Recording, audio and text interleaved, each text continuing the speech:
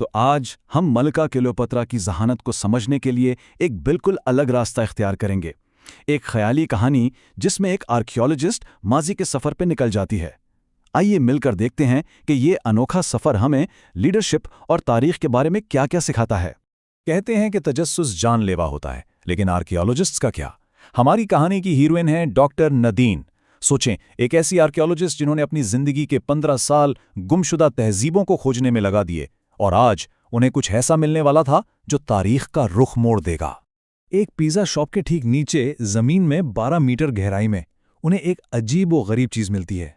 शीशे की बनी हुई, लेकिन उसमें टेक्नोलॉजी ऐसी थी जो इस दौर में हो ही नहीं सकती थी। और फिर जैसे ही डॉक्टर नदीन उसे छूती हैं, वो एक पल में गायब हो जाती हैं, सीधा माजी में।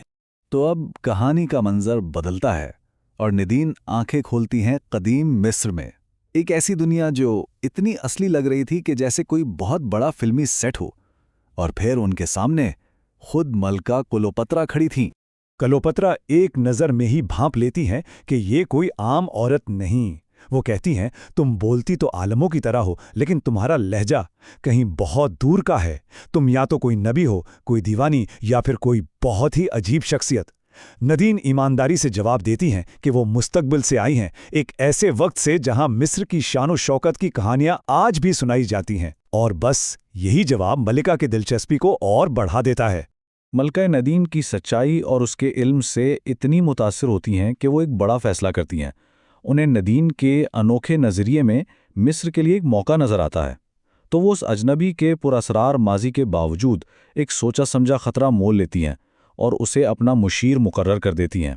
तो अब नदीन के जरिए हमें बराह रास्त देखने का मौका मिलेगा कि क्लियोपेत्रा अपनी सल्तनत के बड़े बड़े मुश्किलों से कैसे निपटती थीं।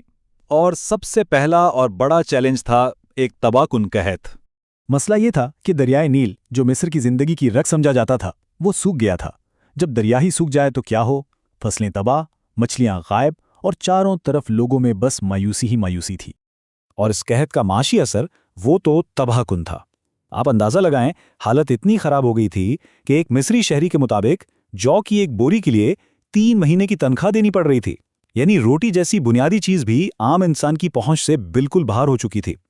ऐसे में क्लियोपेत्रा ने एक शानदार 2 हिस्सों पर मुश्तमिल हल निकाला। पहला कदम, उन्होंने फौरन शाही अनाज के गोदाम अवाम के लिए खोल दिए और हुक्म दिया कि अनाज पिछले महीने की कीमत पर बेचा जाए। और दूसरा कदम, उन्होंने सरकारी खर्च पर तामीराती काम शुरू करवाए, जैसे नहरों और बंदरगाहों की मुरम्मत, ताकि लोगों को रोजगार मिले और पैसा वापस मार्केट में आए। ये सिर्फ एक वक्ती हल नहीं था, बल्कि एक मुकम्मल मुआशी मंसूबा था। यहां हमें क्लियोपेत्रा के सोच का अंदाजा होता है। देखें, दूसरे हुक्मरान अपने नाम की बड़ी बड़ी यादगारें बनवाते थे, लेकिन क्लियोपेत्रा ने अवाम के लिए एक लाइब्रेरी बनवाई। दूसरे बादशाहों का मानना था कि सल्तनतें फौज की ताकत से महफूज रहती हैं, जबकि क्लियोपेत्रा का यकीन था कि सल्तनतें इल्म की बुनियाद पर बनती और चलती हैं। और उनका ये फलसफा इस एक जुमले में समाया हुआ है, यादगारें तो गिर जाती हैं, लेकिन ख़यालात हमेशा जिंदा रहते हैं। उनके नज़दीक असल मिरास पत्थर की इमारतें नहीं, बल्कि इल्म का खजाना थी। और इसी सोच ने इस्कंदरिया की अजीम शान लाइब्रेरी को जन्म दिया। मिस्र अभी एक बहरान से निकला ही था कि कहानी में एक नया मोड़ आता है। अब एक नया खतरा सामने था, और यह खतरा समंदर के रास्ते जूलियस सीजर के रूमी बहरी बेड़े की शक्ल में मिस्र पहुंचा था। अच्छा, तो अब इस सियासी खेल को जरा समझते हैं। मैदान में 3 बड़े खिलाड़ी थे और हर एक का मकसद दूसरे से बिल्कुल मुख्तलिफ था। क्लियोपेत्रा चाहती थीं कि मस्र रूम का एक मजबूत और बराबर का साथी बने। उनका भाई बतालीमुस मस्र को दुनिया से अलग थलग रखना चाहता था, और जूलियस सीजर वो तो बस एक ऐसा मस्र चाहता था जो उसके हुक्म पर चले और उसे वसाइल फराहम करे। तो क्लियोपेत्रा के भाई ने अपने मुशीरों के बहकावे में आकर एक चाल चली। उसने बंदरगाह पर कब्जा कर लिया ताकि क्लियोपेत्रा सीजर से मिल ही ना सकें।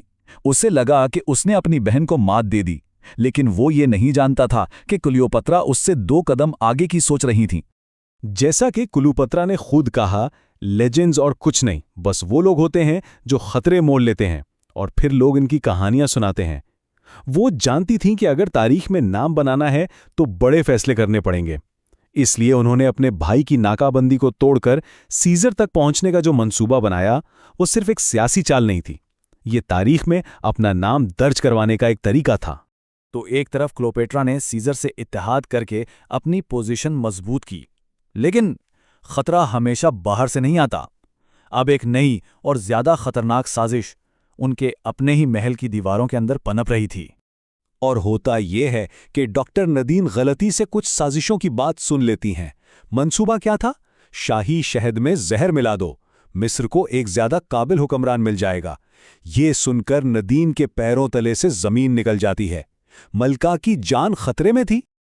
लेकिन अब सवाल ये था कि क्या किया जाए। इनके पास साजिश को साबित करने के लिए कोई सबूत तो था नहीं।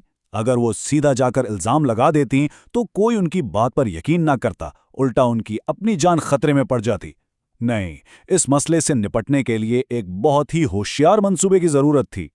और ये मंसूबा बनाया खुद मलका क्लोपात्रा ने। उन्होंने कहा, हम इस कहानी में एक नया मोड़ लाएंगे। उनका प्लान कातिलाना हमले को रोकना नहीं था, बल्कि इसे सबके सामने होने देना था, ताकि साजिशी अपने ही जाल में खुद फंस जाएं। और फिर सब कुछ मंसूबे के मुताबिक हुआ। साजिशों ने जहर वाला नजराना मलका को पेश किया। ऐन उसी वक्त मंसूबे के तहत डॉक्टर नदीन ने बुलंद आवाज में इसे गद्दारी करार दिया। नतीजा, साजिशी रंगे हाथों पकड़े गए सबके सामने। इस नाकाम हमले ने क्लोपात्रा को कमजोर करने के बजाय उल्टा उनकी अवामी मकबूलियत को और भी मजबूत कर दिया।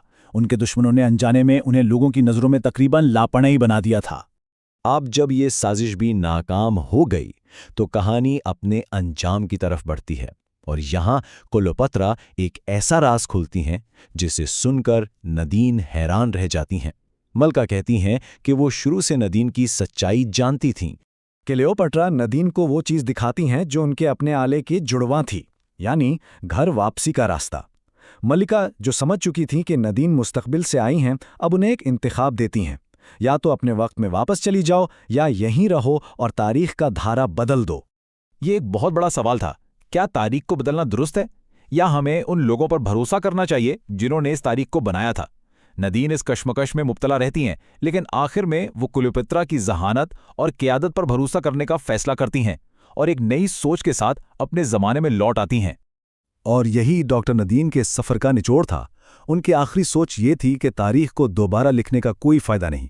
असल बात यह है कि उसे इतनी गहराई से समझा जाए कि उससे सीखा जा सके। यानी माजी का मुताला उसे बदलने के लिए नहीं, बल्कि उससे सबक हासिल करने के लिए किया जाना चाहिए।